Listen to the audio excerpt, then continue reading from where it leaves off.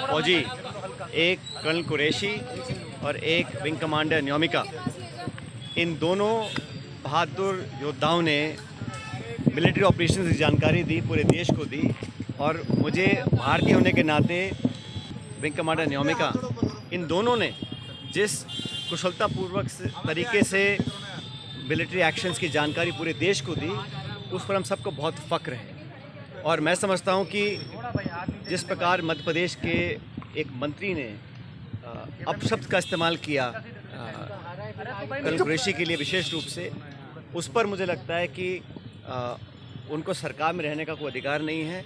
और भाजपा का जो शीर्ष नेतृत्व है, उनको माफ़ी मांगनी चाहिए कि हमारे वीर कर्नल कुरैशी, जिनकी तीसरी पीढ़ी फ़ौज में काम कर रही है, उनके प्रति जो अनादर उन्होंने दिखाया है वो बिल्कुल अस्वीकार्य है और माफ़ी मांगनी चाहिए।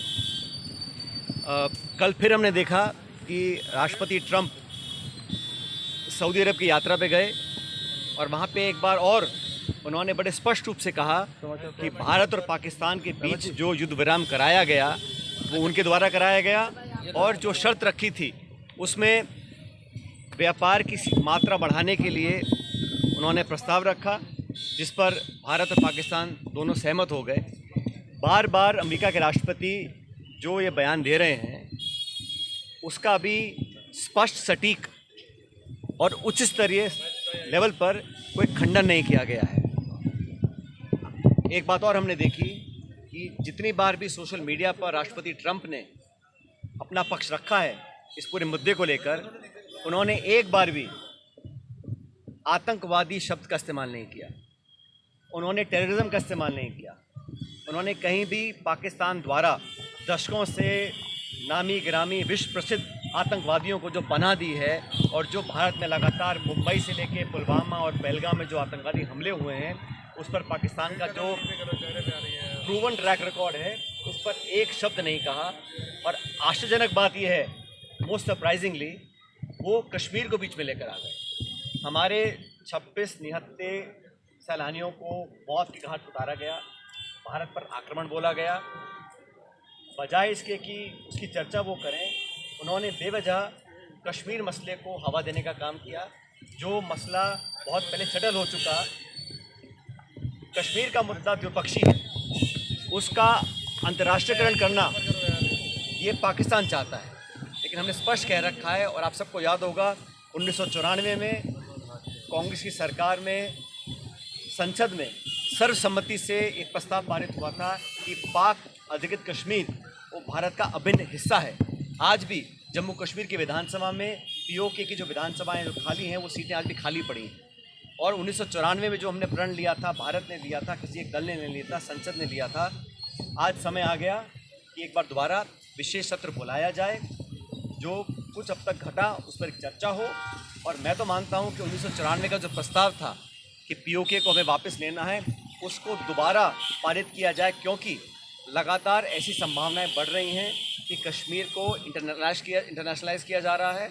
और ये अमेरिका बोल रहा है कि हिंदुस्तान पाकिस्तान की कहीं हम एक न्यूट्रल साइड में मीटिंग करवाएंगे, तो ये मीडिएशन, थर्ड पार्टी इन्वॉल्वमेंट, ये भारत की दशकों पुरानी जो स्टेटेड पॉलिसी है उसके विपरीत जाता है। इसलिए 1994 के जो हमने प्रस्ताव पारित किया था, उसको दोबारा पारित करने का समय आ गया, ताकि पूरा विश्व देख सके कि पीओके के मुद्दे पर, आतंकवाद के मुद्दे पर, आतंकवाद को जड़ से ख़त्म करने के मुद्दे पर पूरा भारत एक है।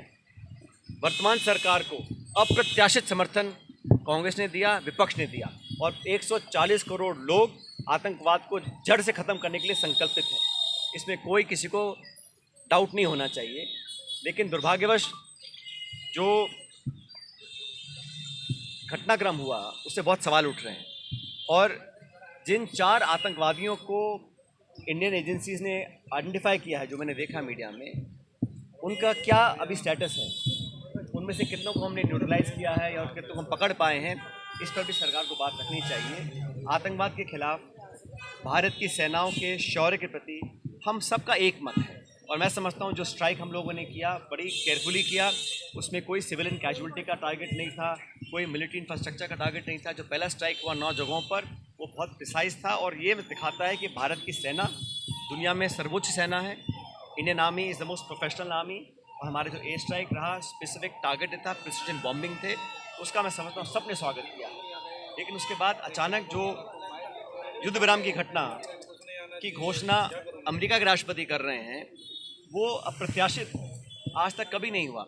और प्रधानमंत्री जी ने स्टेटमेंट दिया, अच्छी बातें बोली, और मैं उम्मीद करता हूँ कि सारी बातें सच हों, लेकिन उन्होंने अभी तक इस पर स्पष्टीकरण नहीं दिया कि जो सीज फायर हुआ वो इंक्रीज ट्रेड वॉल्यूम्स के को दिखाकर किया गया, कश्मीर में मध्यस्थता को स्वीकार कर किया गया। ये ठीक है, विदेश मंत्रालय के प्रवक्ता बोल रहे हैं कि हमारी पॉलिसी में कोई चेंज नहीं है, लेकिन जो परसेप्शन दुनिया में बना है उसका भी हम लोगों को ध्यान रखना पड़ेगा।